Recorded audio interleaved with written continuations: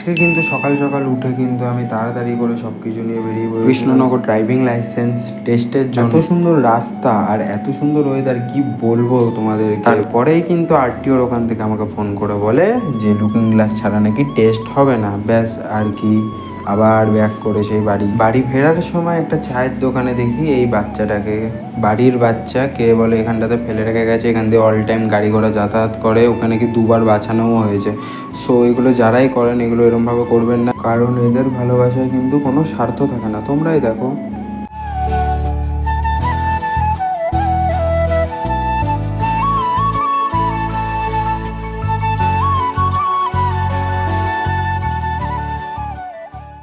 তারপর কিন্তু বাড়ি ফেরার সময় ওয়েদারটা আরও সুন্দর হয়ে গেছিলো। এই জায়গাটা কি চেনো? যারা যারা চেনো তারা কিন্তু কমেন্ট করে আমাকে জানিও। আজকের ভিডিওটা এইটুখানি, যদি ভালো লেগে থাকে তাহলে তোমাদের ভালোবাসা দিও।